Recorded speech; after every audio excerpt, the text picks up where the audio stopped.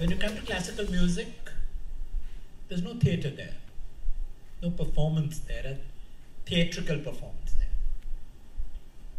Similarly, when you come to theatre, when the songs come in the pre-colonial theatre and in the colonial takeoff into Indian theatre, the post-colonial, the colonial Indian theatre, whenever a singer comes in and he sings, it's something very different from the acting part.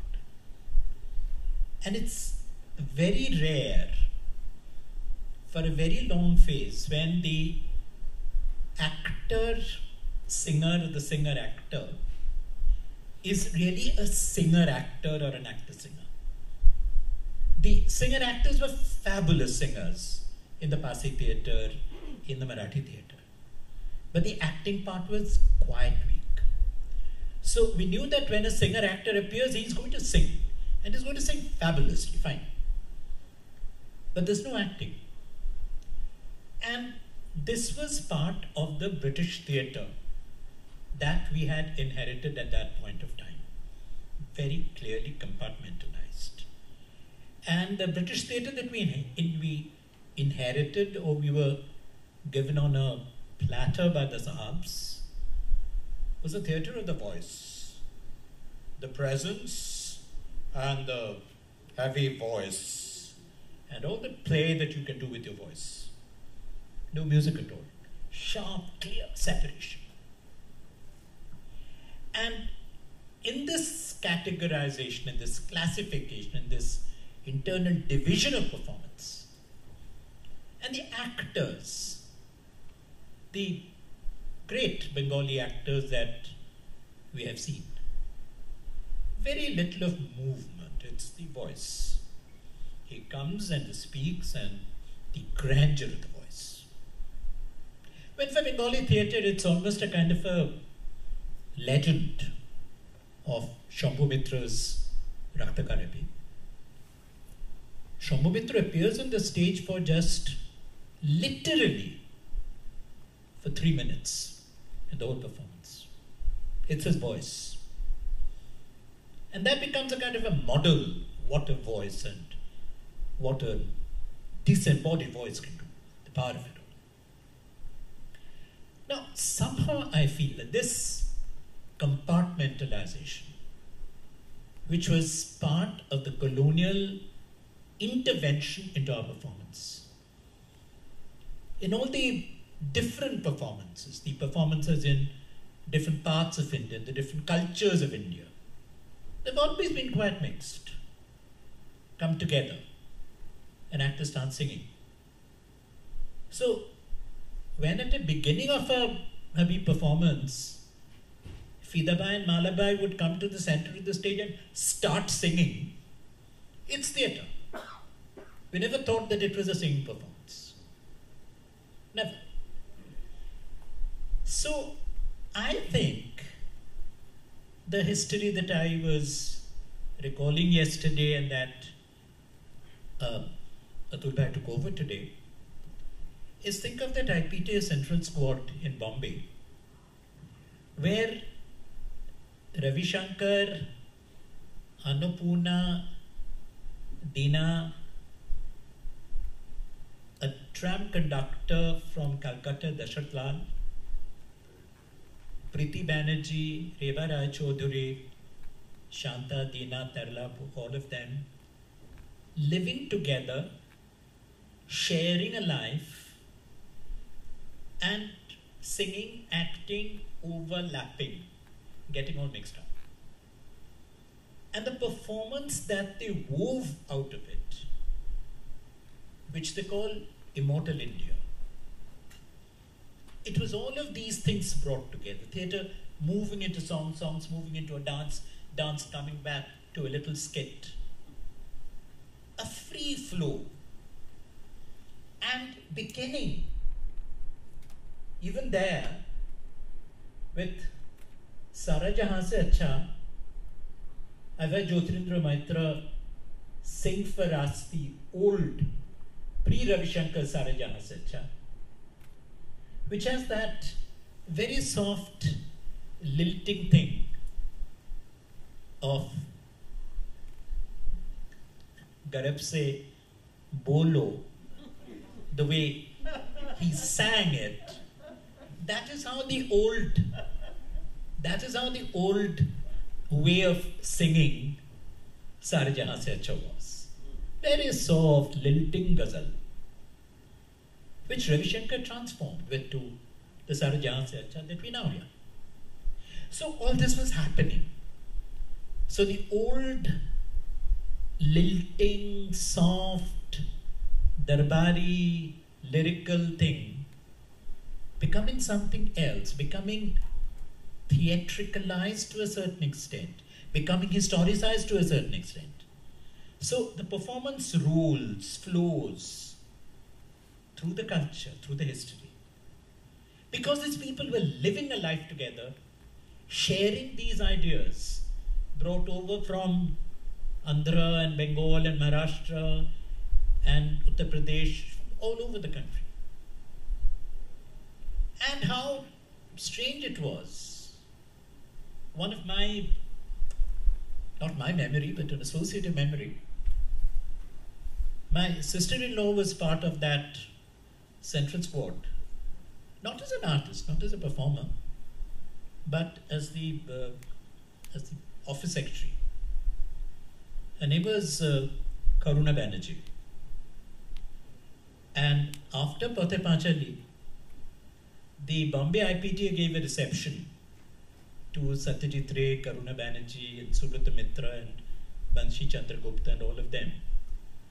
And Balraj Bhai was there.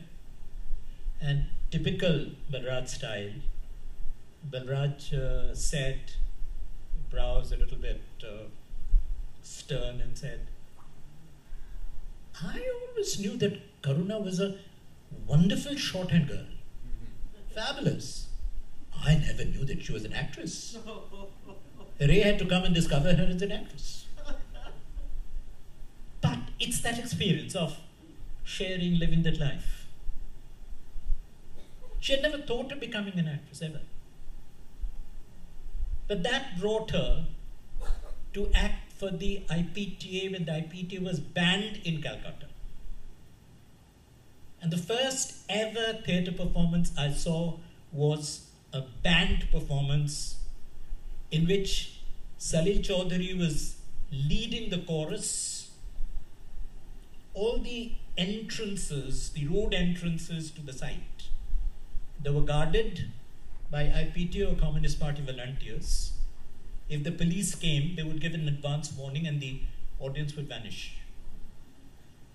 All the lane entries were guarded. And Salilda led the chorus, a series of IPTA songs, full-throated. And it was a play by Salil Chaudhary, in which Karuna was acting. So, all of these things together. So it was no longer the big actorial presence with the heavenly God-given voice. It was the body, the situation, the tension all around. History itself was theatre at that point of time. And theatre was responding to it, challenging history. So this is the spirit. Atul brought it in. And even yesterday, at one point, Ratna was saying that the friendship between Deena and Habib comes from there, dates back to those days. And I've heard these stories from Deena ji also, and Shantaji. So, this transformation, this extension, this crashing of the sacred spaces of a gharana, a tradition, a style, barriers, caves, these crashed under the impact of history. The Second World War, famine, communal violence, the movement for independence, they didn't allow you any longer that luxury of staying in your grooves and practicing gharanas. So the barriers had to be crossed, crushed, obliterated. And that's what, even that experience of the Hindustani theatre, it was a kind of, from whatever we can learn, from whatever I heard from Manika ji or Habib also, and whatever little I've read of what remains of Kudse ji's own writing. She was very articulate in her writing, in the text, in the text she created, wrote the theory. That again, it was a kind of a laboratory experiment. Have a new Indian theatre, a national Indian theatre, Indianness. And the point I was making yesterday, there's nothing Indian as such. It's this overflowing, all-flowing kind of cultural reality, historical reality, where history, culture, politics, they mix and mingle. That Habib discovers. And as I told you yesterday, that when he grew up in his early years, Raipur didn't mean anything to him. Chhattisgarh didn't mean anything to him.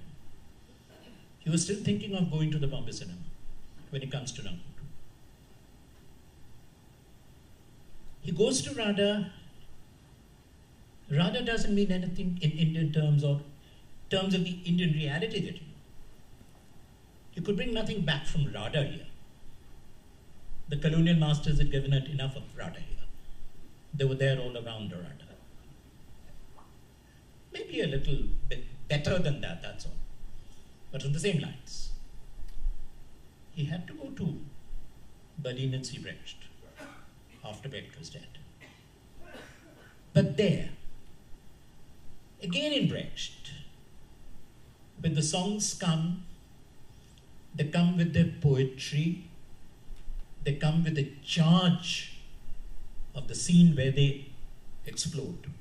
They make a break from the dramatic narrative, but lifts the dramatic narrative to another level of music, where there is more of abstraction, more of the tonal abstraction, of the physicality of what was happening in strictly theatrical terms. So the levels, they moved, and they become richer, the clash and the combination. And when he comes back with that, the Hindustan theatre model wouldn't work there. And it's there that Manika ji and Habib could come to a different kind of an equation. So, of course, Kudse ji was hurt, all that is there. But there was a compulsion, there's something imperative in that break. That break had to come. And then, when it comes to write his plays, for example, if you say that Agra Bazaar is, in a way, practically speaking, his first full play. And the long process, the different versions, we have talked about that. The shorter version, the bigger version, the first time, later. I saw it first only in 1989 for the Nehru Shatabdi Smarak Samaroh when he revived it again. That was another version altogether. Very different from the earlier ones, as he told us. That is the first time I saw it. And that's a version which is now available to us in print and in the end in English. And if we look at Agra Bazaar, it's again a culture at a historical point. And where does it appear? Of course, in the daily market, the bazaar. Go back to the earliest theatre in the world for which we have definite proof, 5th century BC Athens. where democracy was literally practiced in the daily marketplace. The meeting, the assemblies that took place in the agora. The agora is the marketplace, the daily marketplace. So the place where people come every day to buy their daily requirements, their food.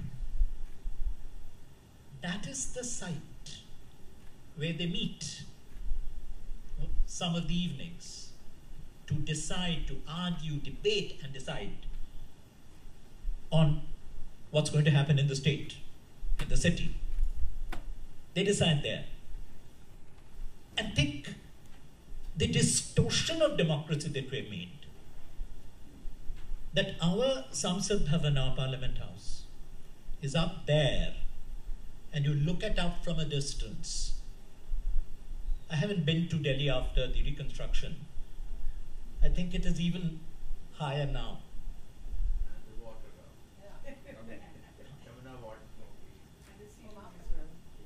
So you keep the people down there, and you rule from up there. But in Greece, it was the agora, the marketplace, the daily marketplace. So Agra Bazaar is a bazaar where people sell, but people compete for survival. The opening is a free-for-all competition, fighting. Each is trying to sell his wares to survive. So the way reality is constructed, built up, and Nazir, his songs come in, growing out of this, out of the bazaar. So this relocation of performance at the core of life, lived reality. And then you can't have the distinctions of the theatre gharana, music gharanas, dance gharanas. Tear them apart and you get Habib Nama.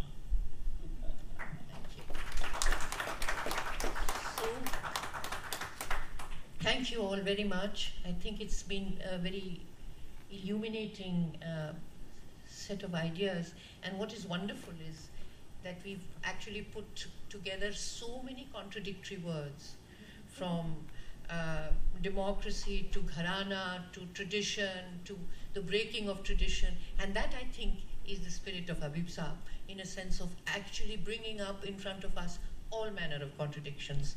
Thank you so much for this. It's been a real, I think it's been for me something that is rare in terms of just being able to look back at practice like this. Thank you all, and thank you for listening and your patience.